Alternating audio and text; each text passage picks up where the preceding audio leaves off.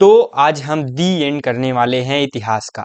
ठीक, इतिहास के आज आपका पूरा का पूरा थ्योरेटिकल क्वेश्चन फिनिश हो जाएगा। हेलो दोस्तों, स्वागत है आप सभी का एक नई सीरीज कमबैक सीरीज में, जहां पर आज मेरे भाई आपका जो है सामाजिक विज्ञान का दी एंड होने वाला है।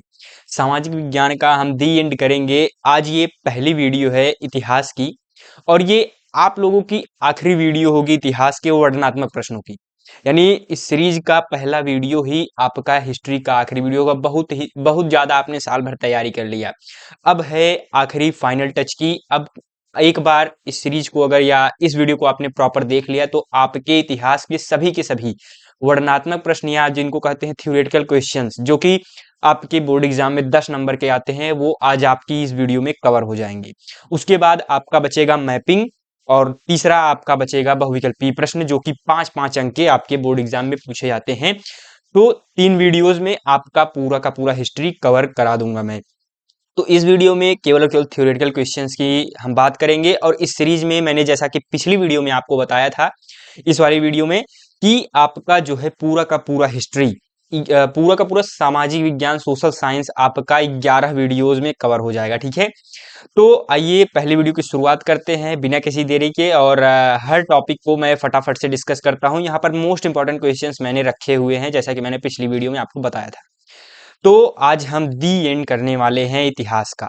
ठीक, इतिहास के आज आपका पूरा का पूरा थ्योरेटिकल क्वेश्चन फिनिश हो जाएगा, और बहुत ही तगड़े वाला कमबैक करना है मेरे भाई। इसीलिए मैंने सीरीज का नाम रखा है कमबैक सीरीज, ताकि आप जो है इस जो है पूरे सीरीज के साथ अपने बोर्ड एग्जाम में एक तगड़े वाला कमबैक कर सके, और 70 में 70 का जो एक सपना है उसको आप ला करके पूरा कर सकें। ठीक है, तो यहाँ पर स्टार्ट करते हैं। पहला चैप्टर इतिहास का है यूरोप में राष्ट्रवाद का उदय।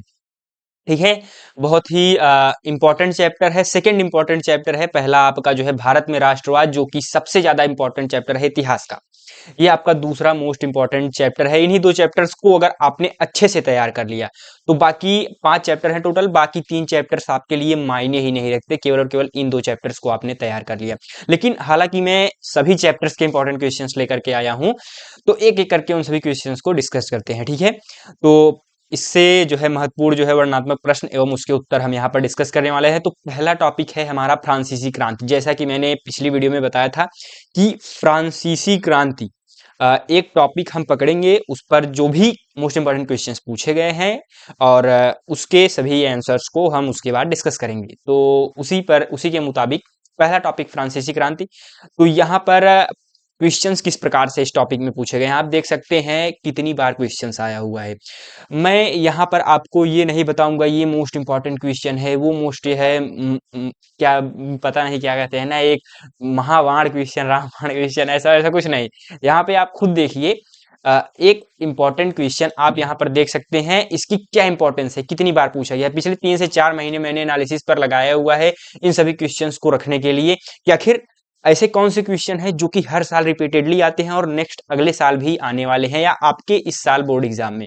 ठीक है, तो ये वो क्वेश्चंस हैं। ठीक है, तो इस प्रकार से क्वेश्चंस पूछे गए हैं। तो ओवरऑल इस टॉपिक से लगभग 6 क्वेश्चंस ऐसे हैं जो कि हर साल इस लैंग्वेज में पूछे जा रहे हैं और रिपीटेडली पूछे जा रहे हैं। तो इन क्वेश्चंस को आप पढ़ लीजिए। मैं एक बार अभी पहला क्वेश्चन है तो मैं आपको पढ़ के सुना दे रहा हूँ। तो फ्रांस की क्रांति के क्या कारण थे, किन्हीं 4 कारणों का उल्लेख कीजिए। कितनी बार पूछा गया है आप देख सकते हैं। फ्रांस की क्रांति कब हुई, ये बहुविकल्पीय प्रश्न है, मैंने उसको भी यहाँ पर रखा हुआ है। इसीलिए मैंने पिछली वीडियो में आपको पहले ही आगाह कर दिया था कि आप जो है जब 2 वीडियोस को अगर मेरे कवर कर लेते हैं, पहली वीडियो आपका जो है वर्णनात्मक प्रश्न और दूसरा मैपिंग, इन दोनों को कवर करने के बाद आप बहुविकल्पीय प्रश्न खुद व खुद करेंगे, यानी 20 नंबर आपके खुद व खुद पक्के होंगे। हालांकि मैं उस पर वीडियो तो लेकर के आऊंगा, लेकिन उन वीडियोस में केवल और केवल मैं सवाल बोलूंगा, आप उसका जवाब खुद व खुद देंगे।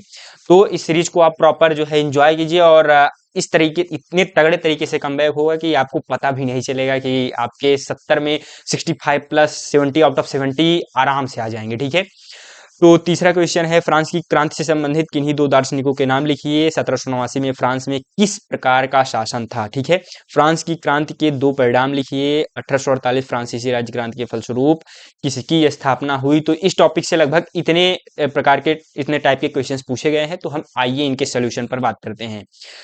तो जैसा कि मैंने बताया था कि आपको अच्छे तरीके से सॉल्यूशन मिलेगा, जिस तरीके से आपको यूपी बोर्ड एग्जाम में लिखना है उस टाइप के सॉल्यूशंस यहाँ पर दिए जाएंगे। तो पहले आपका जो है फ्रांस की क्रांति के 4 प्रमुख कारण। तो 4 में पहला कारण है सामाजिक कारण, ठीक है?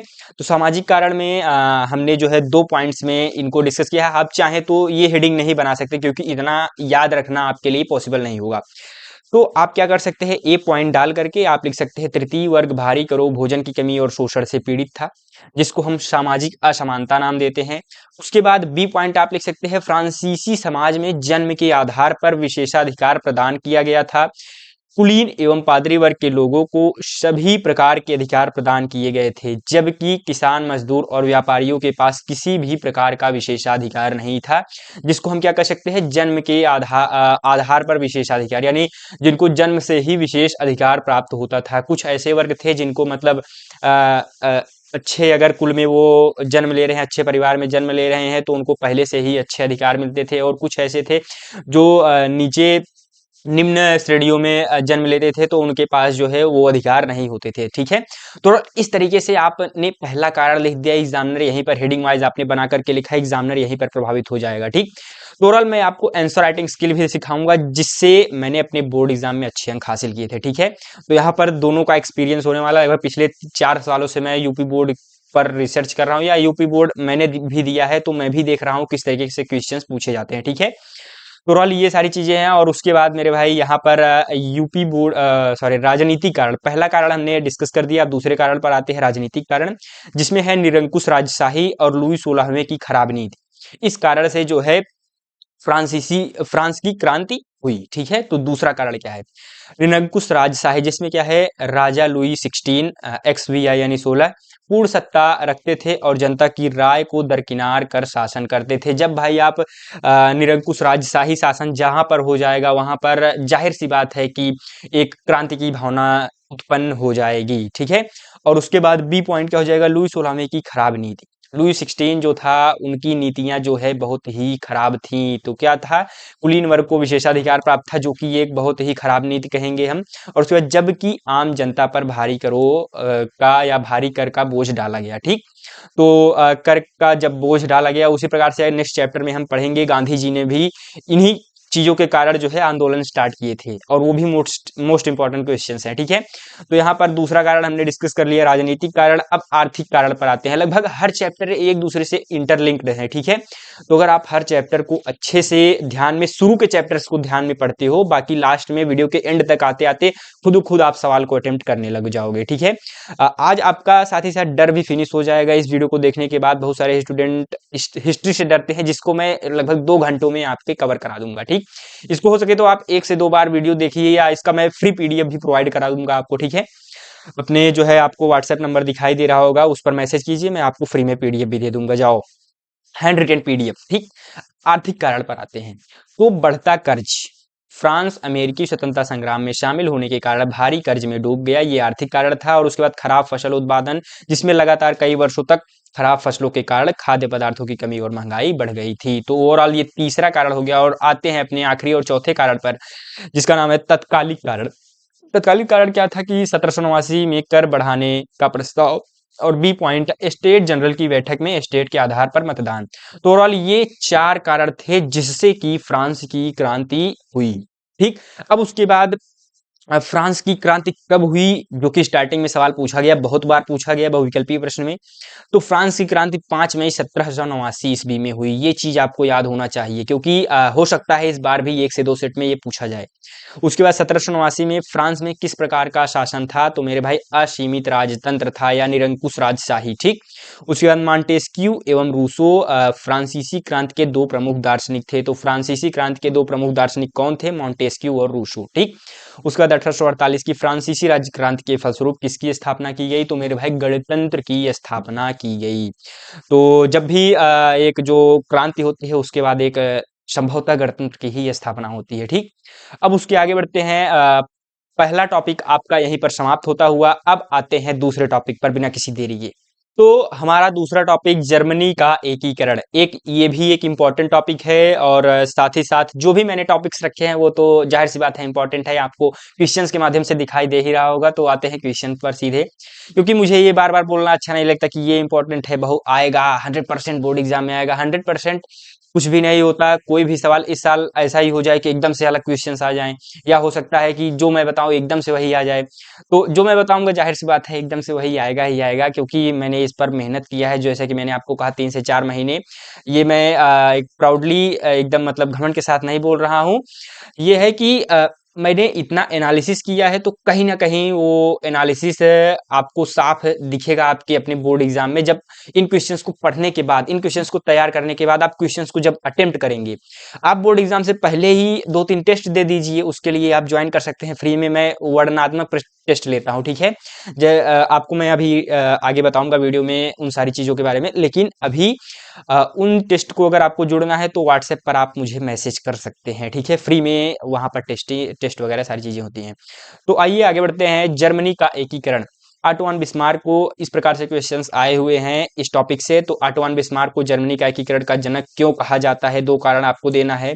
जर्मनी का एकीकरण कब और कैसे हुआ ये पता होना चाहिए। उसके बाद जर्मनी के एकीकरण में सबसे महत्वपूर्ण योगदान किसका था, जर्मन राष्ट्र का प्रथम सम्राट कौन घोषित किया गया, ठीक। इस प्रकार से जो है क्वेश्चंस यहाँ पर भी इस टाइप से भी क्वेश्चंस आए हैं। जर्मनी एकीकरण के बारे में टिप्पणी कीजिए, और ऑटो बिस्मार्क का संबंध किस देश से था। इसमें आप एक चीज देख रहे होगे, कॉमन नाम ऑटो बिस्मार्क और जर्मनी का एकीकरण, यही दो इस टॉपिक के यही दो जो है मेन की वर्ड्स हैं, और इन्हीं पर जो है ये टॉपिक केंद्रित है, इन्हीं दो नामों पर। तो इस दोनों टॉपिक को या इन दोनों नामों को अगर हम अच्छे से समझ लेते हैं तो ये टॉपिक आपका एकदम से जो है मक्खन हो जाएगा, ठीक।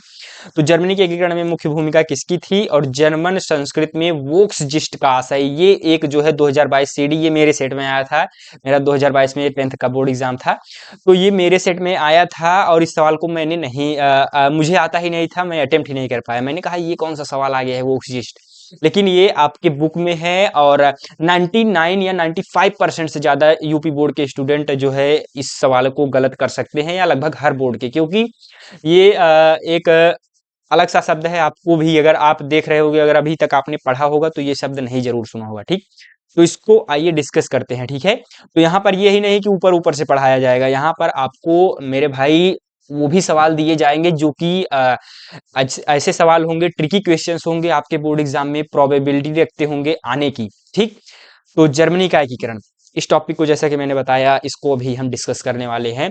तो सबसे पहले जर्मनी का एकीकरण, आपको हेडिंग डालना है बोर्ड एग्जाम में, लेफ्ट साइड में हाशिया खींचना है, उत्तर लिखना है, उसके बाद जर्मनी का एकीकरण ब्लैक पेन से हेडिंग। अब आगे लिखना है जब फ्रेडरिक विलियम, और हाँ एक बात, जो भी इंपॉर्टेंट वर्ड होंगे उसको आपको ब्लैक पेन से लिखना है, और अगर आपको वो शब्द नहीं आ रहा है तो ब्लू पेन से ही लिखिए, और अगर आ रहा है तो ब्लैक पेन से अच्छे से, ताकि एग्जामिनर को पता चल सके कि आप किस प्रकार से चीजें लिख रहे हैं, ठीक। तो फ्रेडरिक विलियम प्रशा का राजा बना, तो उसे एकीकरण में अनेक कठिनाइयों का सामना करना पड़ा, तथा तब उसने पेरिस में प्रशा के राजदूत बिस्मार्क को बुलाकर अपना प्रधानमंत्री बनाया, ठीक है। और इसने राजा का साथ न छोड़ने की कसम खाई, और प्रशा के नेतृत्व में जर्मनी के एकीकरण का दृढ़ निश्चय किया। और उसके बाद बिस्मार्क ने इसके लिए रक्त और लौह की नीति का सहारा लिया। तो बिस्मार्क ने किस नीति का सहारा लिया, रक्त और लौह की नीति का सहारा लिया, ये बहुविकल्पीय प्रश्न में भी आता है, ठीक। और साथ ही साथ इसको आपको याद भी होना चाहिए। तो ये आप 1-2 बार पढ़ लेंगे, आपको रिवीजन हो जाएगा, पॉज करके आप फटाफट से रिवाइज भी करते रहिए, ठीक। और उसके बाद जर्मनी के एकीकरण में इस तरीके से आपने 3-4 लाइन लिख दिया। अब आपको क्या लिखना है, एक लाइन छोड़ करके, बिस्मार्क ने ऑस्ट्रिया को मिलाया। इससे कॉपी भी आपकी भरी हुई लगेगी, पहली चीज, और दूसरी चीज जो है अच्छा भी लगेगा देखने में। अगर आप एक ही तरफ से लिख रहे हैं, एकदम नीले ही पेन का पूरा इस्तेमाल किए जा रहे हैं तो अच्छा नहीं लगेगा। ब्लैक ब्लू दोनों का इस्तेमाल करिए, और एक एक लाइन छोड़ करके पैरा वाइज पैराग्राफ बना करके लिखेंगे, तो पॉइंट वाइज बना करके लिखेंगे तो एग्जामिनर पर एक अच्छा इंप्रेशन जाता है इसका, ठीक। तो बिस्मार्क ने ऑस्ट्रिया को मिलाया, ऑस्ट्रिया एवं प्रशा ने मिलकर डेनमार्क को पराजित किया और उसके प्रभाव को कम किया। बिस्मार्क ने ऑस्ट्रिया को मात देने के लिए 1866 ईस्वी में ऑस्ट्रिया को पराजित कर किसकी संधि की, हेग की संधि की। 1866 ईस्वी में हेग की संधि हुई, किसको हराकर, ऑस्ट्रिया को पराजित करके, ठीक।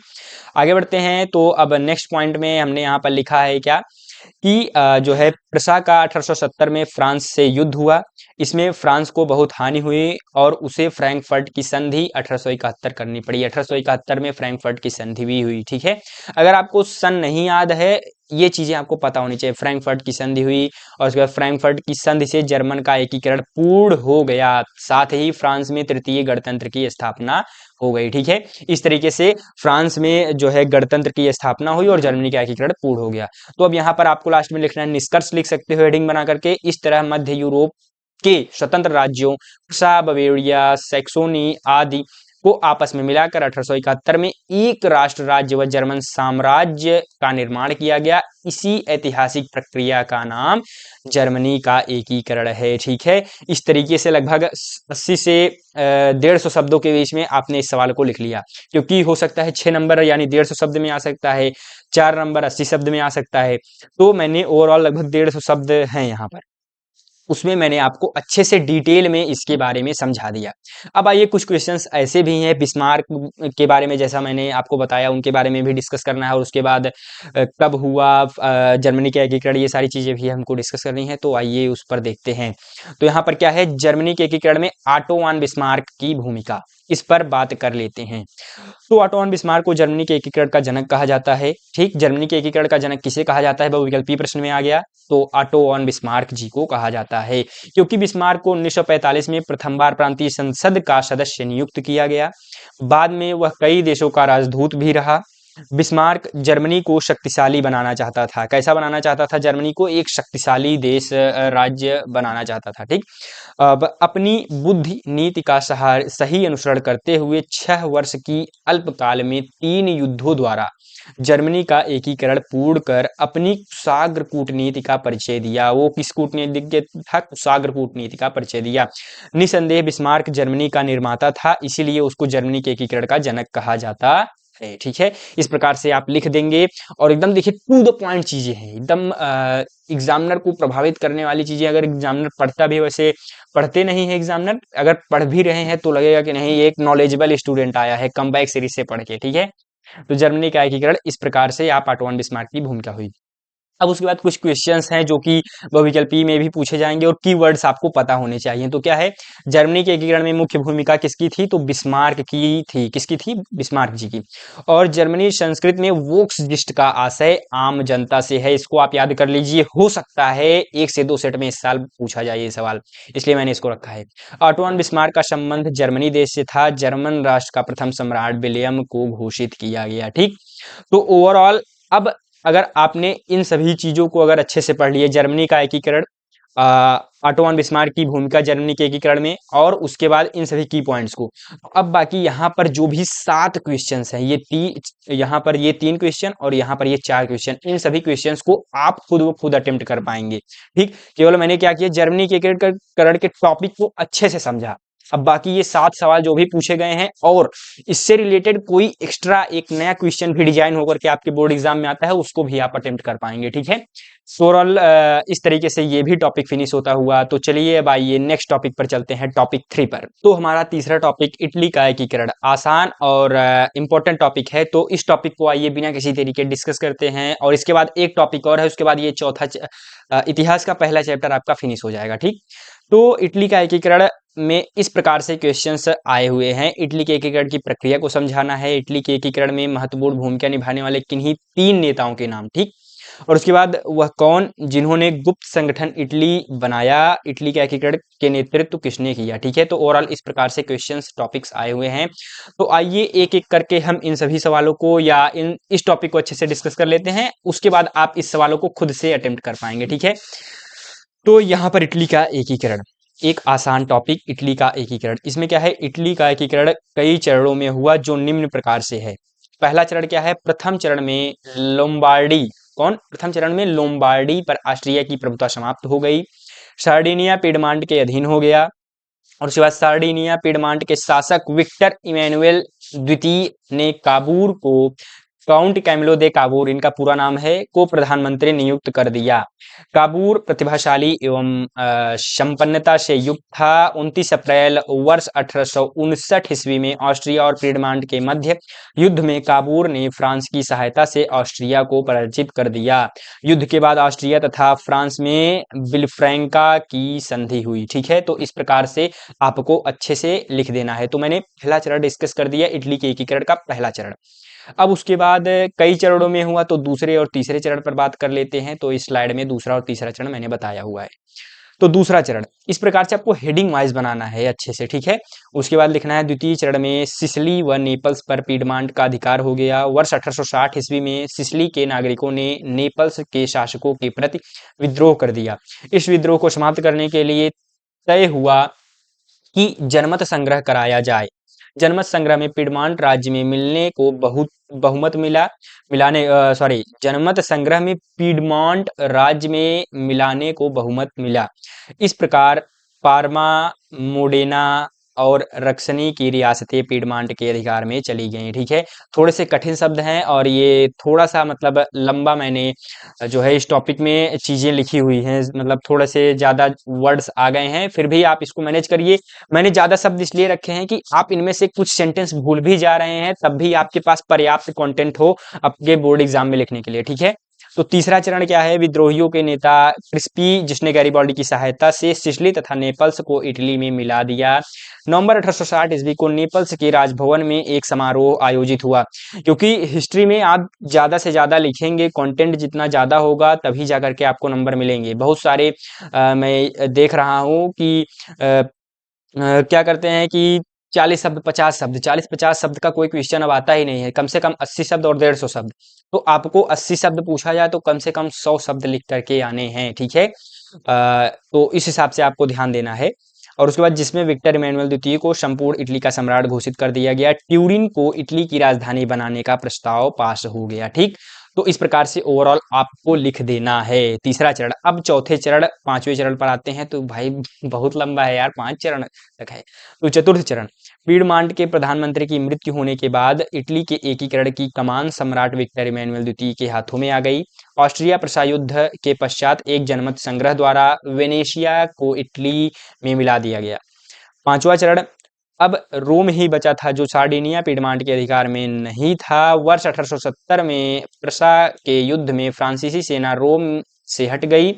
समय का फायदा उठाकर सम्राट विक्टर इमैनुअल द्वितीय ने रोम को अपने अधिकार में ले लिया। अतः निष्कर्ष आप लिखेंगे इस प्रकार, विभिन्न राजनीतिक घटनाओं के फलस्वरूप इटली का एकीकरण हुआ। इटली के एकीकरण में सम्राट विक्टर इमैनुअल द्वितीय का विशेष योगदान रहा। तो इटली के एकीकरण में विशेष योगदान किनका रहा? तो सम्राट विक्टर इमैनुअल द्वितीय का विशेष योगदान रहा। तो ओवरऑल 5 चरणों में जो है इटली का एकीकरण हुआ। हमने इस प्रकार से लिखा। आप वीडियो को 5 से 7 मिनट पीछे ले जा करके इस टॉपिक को फिर से दोबारा से देख सकते हैं, और बाकी पीडीएफ तो मैं प्रोवाइड करूंगा ही करूंगा। ठीक, तो इस प्रकार से ओवरऑल ये टॉपिक अभी फिनिश नहीं होता हुआ, ये मतलब आप कह सकते हैं हेडिंग फिनिश हुआ कि इटली का एकीकरण किस प्रकार से हुआ। ठीक, अब इटली के एकीकरण में महत्वपूर्ण भूमिका या नेतृत्व करने वाले 3 प्रमुख नेताओं के नाम, जैसा कि मैंने स्टार्टिंग में आपको बताया था या क्वेश्चन दिखाया था। तो 3 नेताएं कुछ इस प्रकार से हैं। इटली के एकीकरण में महत्वपूर्ण भूमिका मेजनी की मानी जाती है। इन्होंने युवा इटली या यंग इटली जिसे कहते हैं नामक संस्था की स्थापना की थी। कावूर और गैरिबाल्डी ने भी इटली के राष्ट्रीय एकीकरण में महत्वपूर्ण योगदान दिया। 1871 में इटली का एकीकरण पूरा हुआ। तो इटली का एकीकरण कब हुआ? 1871 ईस्वी में हुआ। 3 प्रमुख नेताओं के नाम ज्यूसेपे मेज़्ज़नी, जिनको मेज़नी भी कहा जाता है, काउंट कैमिलो दे कावूर, यहाँ पर र भी लिख दीजिए अब ठीक, और लास्ट में गैरिबाल्डी। तो ये 3 प्रमुख नेताओं के नाम यहाँ पर है। ठीक, नेतृत्वकर्ता के नाम। अब यहाँ पर लास्ट में मैंने लिखा है ज्यूसेपे मेज़्ज़नी ने गुप्त संगठन किसकी स्थापना की? यंग इटली की स्थापना की। तो ये भी बहुविकल्पी प्रश्न में पूछा जाता है। यंग इटली की स्थापना किन्होंने की? तो ज्यूसेपे मेज़्ज़नी ने की, या ज्यूसेपे मेज़्ज़नी द्वारा स्थापित की गई एक जो है यंग इटली संगठन की गुप्त संगठन का नाम बताइए ज्यूसेपे मेज़्ज़नी का, तो उसका नाम है यंग इटली। ठीक, इस प्रकार से। ठीक है, तो ओवरऑल ये टॉपिक यहाँ पर फिनिश होता हुआ, अब बिना किसी देरी के आइए नेक्स्ट टॉपिक पर चलते हैं। तो इस चैप्टर का चौथा और आखिरी टॉपिक, यूरोप में राष्ट्रवाद का उदय। आप सोच रहे हो भैया ये तो चैप्टर का नाम ही है, इसको पहले रख देना चाहिए था आपको। तो मैंने क्वेश्चंस को आपके जो है इस सीक्वेंस में रखा है इम्पोर्टेंट के हिसाब से, क्योंकि बहुत सारे स्टूडेंट स्टार्टिंग में देखते हैं उसके बाद चले जाते हैं, तो कम से कम उनको भी कुछ ऐसा नॉलेज मिल जाए ताकि वो अपने बोर्ड एग्जाम में अच्छे से अच्छा स्कोर कर पाए। ठीक है, तो चौथा टॉपिक, आखिरी टॉपिक है इस चैप्टर का, यूरोप में राष्ट्रवाद का उदय। तो आइए इसको बिना किसी देरी के डिस्कस कर लेते हैं। तो इस टॉपिक से कुछ इस प्रकार से क्वेश्चंस पूछे गए हैं। हालांकि ये भी एक इम्पॉर्टेंट टॉपिक है, आप देख सकते हैं क्वेश्चंस आए हुए हैं, यानी पिछले 2 से 3 सालों में क्वेश्चंस पूछे गए हैं, लेकिन बदल बदल करके क्वेश्चंस आए हैं। राष्ट्रवाद से क्या तात्पर्य है, यूरोप में राष्ट्रवाद के उदय में होने वाली क्या परिस्थितियां सहायक थी, यूरोप में राष्ट्रवाद के उदय में जर्मनी एवं इटली के एकीकरण का योगदान बताना है, किन्हीं 2 देशों पर ध्यान केंद्रित करते हुए बताइए कि 19वीं सदी में राष्ट्र किस प्रकार विकसित हुए, यूरोप में राष्ट्रवाद के उदय का आशय स्पष्ट कीजिए। तो इस प्रकार से क्वेश्चंस पूछे गए हैं। तो आइए एक एक करके इनके सॉल्यूशंस पर डिस्कस करते हैं। मैं जैसा कि आपको कहता हूं, मैं सभी क्वेश्चंस के सॉल्यूशन नहीं रखता हूं यहाँ पर मैं टॉपिक को समझाता हूं आपको, और टॉपिक पर आधारित ही क्वेश्चंस पूछे जाते हैं। तो अगर आपने आंसर को अच्छे से देख लिया है, जो कि भी मैं टॉपिक के सॉल्यूशन को डिस्कस कर रहा हूं देख लिया, उसके बाद आंसर आप अपने आप से आंसर लिख लेंगे। ठीक है, उसके बाद जैसा कि आपको स्टार्टिंग से ही लग ही रहा होगा कि हाँ मुझे आ रहे हैं सभी सवालों के आंसर। ठीक, तो राष्ट्रवाद, नेशनलिज्म, ये क्या है? तो राष्ट्रवाद वह भावना है जिसमें लोग अपने देश, संस्कृति, भाषा और इतिहास से जुड़ाव महसूस करते हैं और स्वयं को एक राष्ट्र राज्य मानते हैं। इसे ही हम क्या कहते हैं, राष्ट्रवाद कहते हैं। इस प्रकार से आपको हेडिंग बना देनी है। ठीक, उसके बाद यूरोप में राष्ट्रवाद का उदय, आते हैं अपने मेन टॉपिक पर। तो यूरोप के लोगों में यह भावना उत्पन्न होना कि वे साझा भाषा, संस्कृति, इतिहास और राजनीतिक पहचान के आधार पर एक राष्ट्र हैं। ठीक है, और उन्हें स्वतंत्र एवं एकीकृत राष्ट्र राज्य में रहना चाहिए। ठीक है, तो फ्रांसीसी क्रांति 1789 के बाद यह विचार फैलने लगा कि सत्ता राजा की नहीं बल्कि जनता की होती है। किसकी होती है? सत्ता किसकी होती है? राजा की नहीं बल्कि जनता की होती है। इसी भावना को राष्ट्रवाद कहा गया। ठीक है, तो ओवरऑल यूरोप में राष्ट्रवाद का उदय इस तरीके से हुआ। अब उसके बाद आगे बढ़ते हैं। तो जर्मनी के एकीकरण का योगदान, जैसा कि क्वेश्चन में मैं यहाँ पर आपको दिखा देता हूँ। तो यूरोप के राष्ट्रवाद में जर्मनी एवं इटली के एकीकरण का योगदान, ये इंपॉर्टेंट क्वेश्चन है, इस कारण से यहाँ पर अब वही चीजें मैं आपको बता रहा हूँ। तो जर्मनी के एकीकरण का योगदान, तो यहाँ पर क्या है, पहला पॉइंट वाइज करके मैंने चीजों को यहाँ पर लिखा हुआ है। इस तरीके से आप भी बोर्ड एग्जाम में लिखेंगे। तो जैसे 5 नंबर का सवाल है, तो मान लीजिए जैसे इस प्रकार से सवाल पूछ लिया, यूरोप में जर्मनी के एकीकरण का योगदान बताइए 4 नंबर में।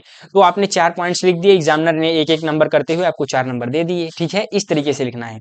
और इस तरीके से, तो पहला पॉइंट, 19वीं शताब्दी के प्रारंभ में जर्मनी 39 छोटे छोटे राज्यों में विभाजित था। दूसरा, जर्मन लोगों में एकता और राष्ट्रीय पहचान की भावना प्रबल हुई। तीसरा क्या है, ऑटो वॉन बिस्मार्क ने रक्त और लौह की नीति अपनाकर एकीकरण किया। जैसा कि हमने पहले भी इसको डिस्कस किया हुआ है, वही चीजें हैं रिवीजन के तौर पर। ठीक है, चौथा पॉइंट, डेनमार्क, ऑस्ट्रिया और फ्रांस के विरुद्ध युद्धों के माध्यम से जर्मनी का एकीकरण हुआ। ठीक है, पांचवा पॉइंट क्या है, आखिरी पॉइंट, 1871 में वर्साई के महल में जर्मनी का एकीकरण या एक राष्ट्र घोषित किया गया। जर्मनी को एक राष्ट्र घोषित किया गया, इस प्रकार से। ठीक, तो अतः निष्कर्ष आपको लिखना है, ये मोस्ट इंपॉर्टेंट होता है। ठीक है, पूरे टॉपिक का क्रक्स होता है। तो यहाँ पर क्या है, इससे यूरोप में यह संदेश गया कि राजनीतिक शक्ति और राष्ट्रीय एकता से एक मजबूत राष्ट्र बनाया जा सकता है, जिससे राष्ट्रवाद को बल मिला। ठीक है, इस प्रकार से हमने जर्मनी के एकीकरण का योगदान देख लिया। अब आइए इटली के एकीकरण के योगदान पर बात करते हैं। तो इटली के एकीकरण का योगदान मैंने 6 पॉइंट्स में बताया हुआ है, तो फटाफट से डिस्कस करते हैं। पहला पॉइंट, इटली भी पहले अनेक छोटे छोटे राज्यों में बटा हुआ था। ठीक, इटली के लोग, दूसरा पॉइंट है, इटली के लोग विदेशी शासन ऑस्ट्रिया से मुक्ति चाहते थे। तीसरा पॉइंट, जूसेपे माजनी ने राष्ट्रवादी विचार फैलाए। काउंट कैमिलो दे कावूर ने कूटनीति के माध्यम से इटली का एकीकरण किया। गैरीबॉल्डी, यानी ये जो 3 नेता हैं उन्हीं के नाम हैं। ठीक है, तो ओवरऑल वही रिवीजन है आपका। गैरीबॉल्डी, जूसेपे गैरीबॉल्डी ने सशस्त्र संघर्ष से दक्षिण इटली को मुक्त कराया। और छठा पॉइंट, 1861 में इटली एक राष्ट्र राज्य बना। ठीक, तो इस प्रकार से ओवरऑल 6 पॉइंट हो गए, और लास्ट में जो है निष्कर्ष लिख देना है। इटली के एकीकरण ने यह सिद्ध किया कि जन आंदोलन और उसके बाद नेतृत्व और राष्ट्रवादी भावना से एकीकृत राष्ट्र राज्य बनाया जा सकता है। तो ओवरऑल इटली के एकीकरण का योगदान कुछ इस प्रकार से था। ठीक है मेरे भाई, तो इस प्रकार से आपका चैप्टर फिनिश होता हुआ।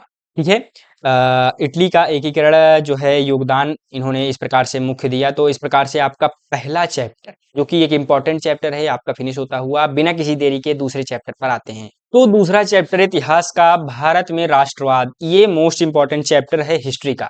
इस चैप्टर को आपको बिल्कुल भी छोड़ करके नहीं जाना है, या यूं कह सकते हो कि बाकी सभी चैप्टर आप छोड़ सकते हैं इतिहास का, बजाय इसके आपको इस चैप्टर को पढ़ना ही पड़ेगा। ठीक है, अगर हिस्ट्री में अच्छे अंक लाना है तो आइए एक एक करके इस चैप्टर के सभी सवाल को डिस्कस करते हैं बिना किसी देरी के। तो पहला टॉपिक आपका है असहयोग आंदोलन। असहयोग आंदोलन को हम डिस्कस करते हैं, किस प्रकार से सारी चीजें हैं या इससे किस प्रकार से सवाल पूछे गए हैं इस टॉपिक से। ठीक है, तो यहाँ पर आप देख सकते हैं सवाल है असहयोग आंदोलन के कारण तथा उसके प्रभावों का उल्लेख कीजिए, और असहयोग आंदोलन क्यों प्रारंभ किया गया, आंदोलनकारियों के 4 कार्य लिखिए, असहयोग आंदोलन किसने चलाया था, इसके किन्हीं 3 कारणों का उल्लेख कीजिए, असहयोग आंदोलन कब चलाया गया, इस आंदोलन की किन्हीं 2 कारण, यानी एक है असहयोग आंदोलन और उसका कारण बताना है और प्रभाव बताना है। बस यही 3 पॉइंट्स हैं इस टॉपिक में। इसको आइए फटाफट से डिस्कस करते हैं। और यहाँ पर कुछ इस प्रकार से भी क्वेश्चंस आए हुए हैं। ठीक है, तो असहयोग आंदोलन के मुख्य कारण क्या थे, तो मैंने आपको जैसा कि पहले ही बताया कि अगर मैंने सोल्यूशन आपको इसका दे दिया, उसके बाद ये जो 7-8 सवाल पूछे गए हैं इस टॉपिक से, और आगे भी नए सवाल जो भी पूछे जाएंगे, उन सभी सवालों को आप खुद ब खुद सॉल्व करने के लायक बन जाएंगे। ठीक है, तो 5वां 6ठा 7वां आप सवाल पढ़ सकते हैं। आइए सीधे सोल्यूशन पर बात करते हैं। ठीक है, उसके बाद आप क्वेश्चंस को पढ़िए। पहले आप टॉपिक को अच्छे से समझ लीजिए, उसके बाद अपने आप इन सभी क्वेश्चंस के जवाब देते हुए चले जाएंगे। ठीक है, तो क्लास 10 यूपी बोर्ड असहयोग आंदोलन। असहयोग आंदोलन का कारण प्रभाव, ये 3 चीज अभी हमें पढ़नी है। ठीक है, तो असहयोग आंदोलन, असहयोग आंदोलन की शुरुआत सितंबर 1920 में हुई। कब हुई, सितंबर 1920। दो वैकल्पिक प्रश्न भी बन सकता है इससे और इसे 1922 में, फरवरी 1922 में चौरी चौरा कांड के बाद स्थगित कर दिया गया। असहयोग आंदोलन कब स्थगित हुआ, ये भी सवाल पूछा जाता है। तो यानी शुरू के लगभग 15 से 20 शब्द बहुत इंपॉर्टेंट है, या यूं कहें 2 से 3 लाइन बहुत इंपॉर्टेंट है। इसको आपको याद हर हाल में होना चाहिए। इंपॉर्टेंट चैप्टर का इंपॉर्टेंट वाक्य या लाइन है। ठीक है, तो स्थगित कर दिया गया। असहयोग आंदोलन का नेतृत्व महात्मा गांधी ने किया। किन्होंने किया, आपको पता ही है, महात्मा गांधी। इसे भारतीय राष्ट्रीय कांग्रेस का समर्थन प्राप्त था। इसका समर्थन प्राप्त था भारतीय राष्ट्रीय कांग्रेस। आप कमेंट में बताइए भारतीय राष्ट्रीय कांग्रेस की स्थापना कब हुई थी। ठीक है, और किन्होंने की थी। दोनों सवाल इंपॉर्टेंट हैं। बहुविकल्पीय प्रश्न में तो मैं डिस्कस कराऊंगा ही, लेकिन आप कमेंट कीजिए। असहयोग आंदोलन के मुख्य कारण, चलिए आइए कारणों पर बात करते हैं। तो यहाँ पर जो है ये कुछ इस प्रकार से कारण थे। ठीक है, पॉइंट वाइज अगर आप लिखोगे, इस तरीके से लिख देते हो एग्जाम में, तो मुझे नहीं लगता कि एग्जामिनर आपके एक भी अंक काट पाएंगे, या आधा अंक भी काटने की हिम्मत नहीं होगी अगर आपने इस तरीके से लिख दिया। पहला पॉइंट लिखना है आपको, जलियांवाला बाग हत्याकांड 1919। ऐसे ही नहीं, 4 महीने 3 महीने लगाए हैं मैंने। अच्छे से सवालों के सोल्यूशन पर भी काम किया है, किस तरीके से लिखना है, और सवालों पर भी काम किया है कि किस प्रकार से सवाल पूछे गए हैं हर टॉपिक से। ठीक है, तो जलियांवाला बाग हत्याकांड 1919, ब्रिटिश सेना द्वारा निर्दोष भारतीयों की हत्या से देश में भारी आक्रोश फैल गया। ठीक, रॉलेट एक्ट 1919, ये दूसरा पॉइंट कारण का, बिना मुकदमा चलाए गिरफ्तारी का कानून, जिसने भारतीयों की स्वतंत्रता छीन ली। ठीक है, खिलाफत आंदोलन, ये भी एक प्रमुख कारण था। तुर्की के खलीफा के पद को समाप्त करने के विरोध में मुस्लिम समुदाय का आक्रोश, ब्रिटिश शासन की दमनकारी नीतियां, आर्थिक शोषण, नस्लीय भेदभाव और भारतीयों की उपेक्षा करना, अवहेलना करना। ठीक, एक तरीके से तो ये 4 प्रमुख कारण थे जो है असहयोग आंदोलन के। अब असहयोग आंदोलन क्यों प्रारंभ किया गया, इस चीजों पर आते हैं। तो असहयोग आंदोलन ब्रिटिश शासन के अन्यायपूर्ण कानूनों और दमनकारी नीतियों का अहिंसक तरीके से विरोध करने तथा स्वराज की प्राप्ति के लिए असहयोग आंदोलन प्रारंभ किया गया। ठीक, इस तरीके से। अब असहयोग आंदोलनकारियों के 4 कार्य, जैसा कि सवाल में पूछा गया, तो उसको अब ही हम डिस्कस करते हैं। तो कौन से कार्य थे, असहयोग आंदोलनकारियों ने क्या क्या चीजें करी आंदोलन को जो है बरकरार रखने के लिए। ठीक, तो पहला, सरकारी स्कूलों कॉलेजों का उन्होंने बहिष्कार किया, और विदेशी वस्तुओं का त्याग किया, सरकारी पदों और उपाधियों का त्याग किया। ठीक है, और खादी पहनना और स्वदेशी को अपनाना। ठीक है, स्वदेशी वस्त्रों को अपनाना कह सकते हो। तो इस प्रकार से ओवरऑल आंदोलनकारियों के ये 4 प्रमुख कार्य थे। ठीक है, अब उसके बाद नेक्स्ट पॉइंट पर आते हैं, असहयोग आंदोलन के प्रभाव। असहयोग आंदोलन के प्रभाव कुछ यहाँ पर इस प्रकार से हैं। राष्ट्रीय चेतना का व्यापक प्रसार और भारतीय जनता में राजनीतिक जागरूकता। तीसरा पॉइंट विदेशी वस्तुओं का बहिष्कार और स्वदेशी का प्रचार। चौथा पॉइंट कांग्रेस एक जन आंदोलन के रूप में उभरी। पांचवा पॉइंट स्वतंत्रता संग्राम को जन जन तक पहुंच मिली। ठीक है, तो इस प्रकार से ये असहयोग आंदोलन के प्रभाव हुए, ठीक है, जिससे जनता में एक आक्रोश फैल गया और कहते हैं एक स्वतंत्रता प्राप्ति के लिए एक बहुत ही तेजी से जो है जनता में एक आक्रोश सब फैल गया और हमें जिस प्रकार से 15 अगस्त 1947 में आज़ादी मिली। ठीक, निष्कर्ष के तौर पर आपको लिखना है असहयोग आंदोलन भारत के स्वतंत्रता संग्राम का एक महत्वपूर्ण चरण था, जैसा कि मैंने अभी 10 सेकंड पहले बताया आपको। यद्यपि यह आंदोलन बीच में ही स्थगित कर दिया गया, फिर भी इसने भारतीय जनता को अहिंसक संघर्ष और राष्ट्रीय एकता का मार्ग दिखाया। तो ओवरऑल हमने निष्कर्ष इस प्रकार से लिख दिया असहयोग आंदोलन के बारे में। तो आप देख सकते हैं कि ये टॉपिक कुछ इस प्रकार से फिनिश होता हुआ, ठीक है। अब नेक्स्ट टॉपिक पर आने से पहले मैं यहाँ पर आपको एक चीज बता देना चाहता हूँ, जैसा कि मैंने आपको स्टार्टिंग में बताया कि मैं आपको क्या क्या चीजें फ्री में प्रोवाइड करूंगा। आखिर ये जो join free mark booster series जो कि आपको स्टार्टिंग में ऊपर दिखाई दे रहा था, व्हाट्सएप नंबर 9598509664, इस पर आप मुझे कॉल या मैसेज करते हैं तो आपको क्या क्या चीजें मिलेंगी। पहला, आपको वीकली टेस्ट लिया जाएगा, वो भी फ्री में। कौन सा टेस्ट? डिस्क्रिप्टिव टेस्ट, ये नहीं एमसीक्यू वाला नहीं, डिस्क्रिप्टिव यानी जो आप पेन कॉपी पे लिखते हो 50 नंबर का जो आप पूछा जाता है। ठीक, उसके बाद आपको गाइड भी किया जाएगा, कॉपी भी जांची जाएगी उसकी, और उसके बाद मैं आपको दिखाऊंगा भी किस तरीके से मैंने कॉपी के रिजल्ट भी दिखाए हैं। आंसर राइटिंग स्किल भी सिखाया जाएगा। ठीक है, आप चैनल के होम पेज पर जाकर के देख भी सकते हैं, मेन चैनल पर जाकर के। जीरो टू ज्यादा मेन चैनल है ये, तो जीरो टू ज्यादा क्लास 10th है, सामाजिक विज्ञान चैनल है। एक मेरा मेन चैनल है जीरो टू ज्यादा, उस पर मैंने कॉपी भी चेक की हुई है। ठीक है, और फ्री रिसोर्सेज भी दिया जाएगा, मैं आपको दिखाऊंगा। फ्री रिसोर्सेज यानी मैंने जो भी हैंड रिटन नोट्स बनाए हैं खुद के, उसको मैं आपको प्रोवाइड करूंगा पीडीएफ फॉर्म में। और भी बहुत सारी चीजें मैं स्टूडेंट्स को गाइड भी करता हूं। ठीक है, तो ओवरऑल ये सारी चीजें वहां पर मिलेंगी। और यहाँ पर मैं आपको टेस्ट रिजल्ट भी दिखा देता हूँ। तो एक सेकंड, इसको मैं जूम आउट करना चाहता हूँ तो जूम आउट कर दे रहा हूँ। तो आप देख सकते हैं कुछ इस प्रकार से जो है टेस्ट का रिजल्ट। तो ऑनलाइन फ्री टेस्ट देने के लिए कॉल करें। बाकी विषय हिंदी का टेस्ट था 70 पूर्णांक, जैसा कि आपके रियल बोर्ड एग्जाम में होता है। और मैंने वहां पर जो भी मॉडल पेपर या मतलब जो भी मेरा जो पेपर बनाया हुआ था टेस्ट का, वो मतलब आप समझ लीजिए कि उससे 30 से 35 नंबर 40 नंबर के सवाल उसी से आ जाएंगे डायरेक्टली। ठीक, तो पहला रैंक अभिषेक दुबे जौनपुर के हैं 68 नंबर, उसके बाद शिवानी गुप्ता प्रयागराज की हैं 66 अंक, मंजीत यादव बलिया के हैं 64। इनकी कॉपी मुझे अच्छी लगी थी। और रुचि दुबे जौनपुर के हैं 63, क्योंकि इन्होंने ओएमआर शीट से भी मतलब समझ लीजिए स्कूल में ओएमआर शीट मिलता है, उसको लेकर के आके उसमें इन्होंने सोल्यूशन दिया था। ठीक है, और उसके बाद राज मिश्र सिद्धार्थ नगर 60। 11-12 स्टूडेंट थे, मैंने 5 ही स्टूडेंट के यहाँ पर मैंने आपको दिखाया है, बाकी के स्टूडेंट कम्युनिटी पोस्ट किया है मैंने।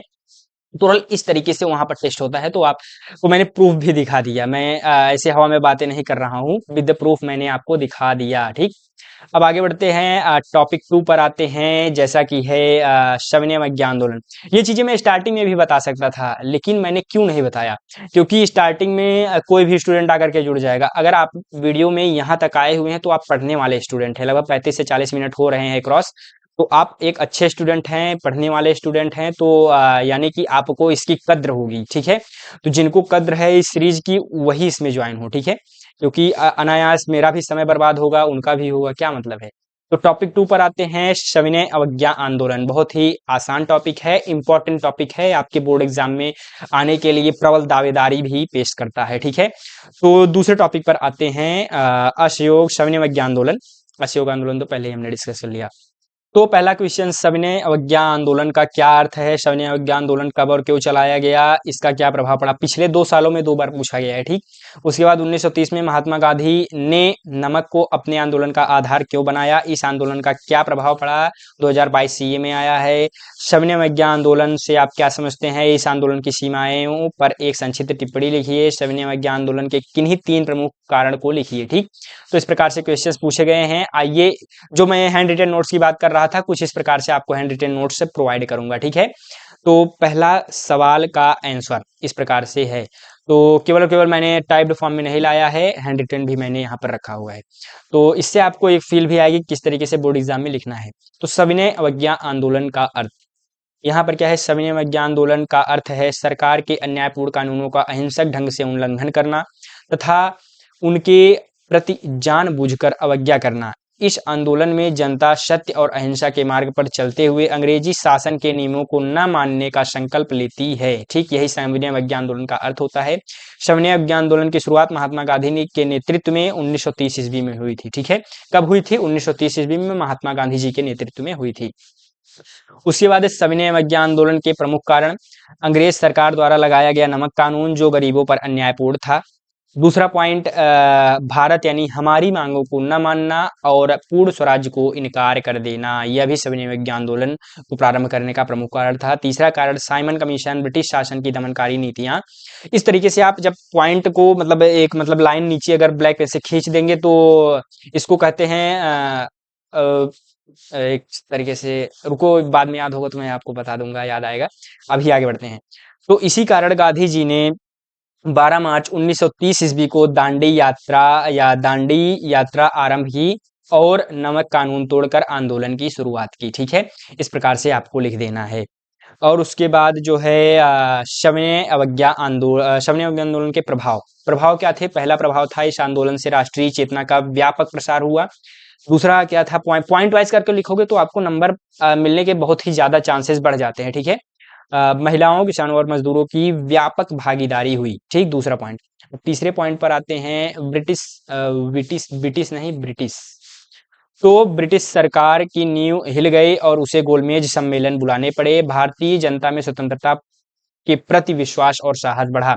निष्कर्ष के तौर पर आपको लिखना है, सविनय अवज्ञा आंदोलन भारतीय स्वतंत्रता संग्राम का एक महत्वपूर्ण चरण था, जिसने भारत को आजादी के मार्ग पर और आगे बढ़ाया। तो ओवरऑल इस तरीके से टॉपिक लिख देना है। ठीक, मैंने इस टॉपिक को आप देख सकते हैं 1.5 पेज में डिस्कस कर दिया है। ठीक, 1.25 पेज में आप देख सकते हैं।